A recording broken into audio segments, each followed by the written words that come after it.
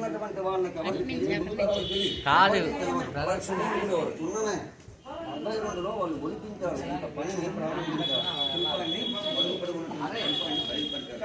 అప్పుడు మగవాళ్ళు ఏం చేశారు? ఇనప ఓటలతో ఒలిచేటప్పుడు ఇవన్నీ ముఖాలన్నీ కూడా భిన్నమైపోయాయి. వీళ్ళు చేసిన పని కానీ వాళ్ళు అప్పుడు వాళ్ళు ఏం చేసేది భిన్నమైనటువంటి విగ్రహం ఉండకూడదు కదని చెప్పి తెలుసుకున్నాం. రాస్తారు ఈరోజు గౌరీ అక్కడ వరాహము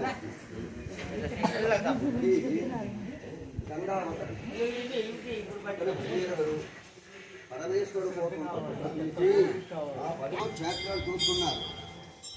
ఎక్కడైనా సరే ఒక దేవతామూర్తికి ఒకే పీఠం ఉంటుంది.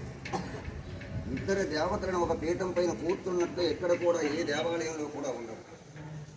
అందులో 2 పురుష విగ్రహాలే, 2 గణపతులు. ఇది పంచాయతన క్షేత్రం.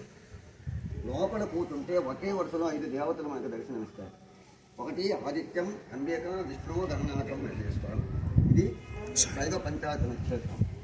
ఇందులో ఆ గణపతి ఏమిటంటే మన సనాతన ధర్మం ఏ పూజ చేసినా తొలి పూజ గణనాథుని పూజించడం మన ఆనవాయితీ.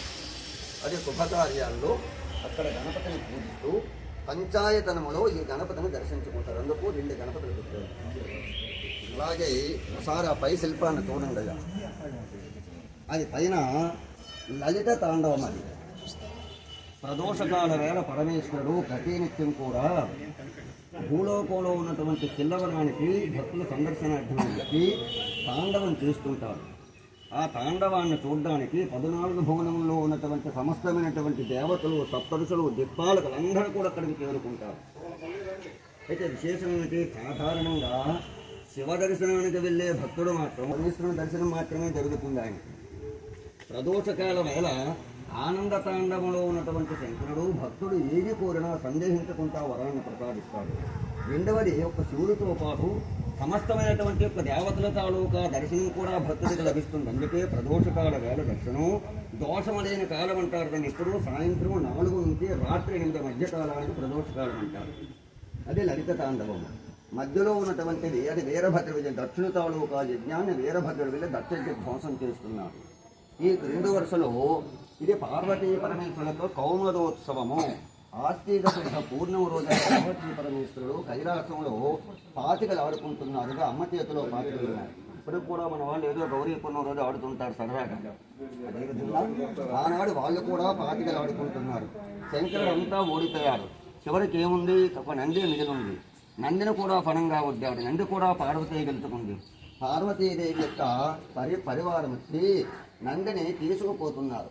కొంత దూరం నంది వెళ్ళి శివుని వైపు చూసి రంకె వేస్తుంది. స్వామి, నన్ను కూడా ఓడిపోయావా ఈశ్వరా అని రంకె వేస్తుంది. కనిపిస్తుందా?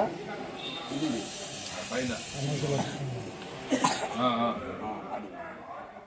అదే కౌమదోత్సవం. ఇక్కడ నటరాజు. ఇక్కడ ఈ గణపతి సాక్షి విఘ్నేశ్వరుడు అంటే వ్యాస గణపతి. 18 పురాణాలు కూడా వ్యాసుడు చెప్తుంటే 18 పురాణాలను కూడా రాశారన్నమాట. ఇది వ్యాస ఇతిహాసములు.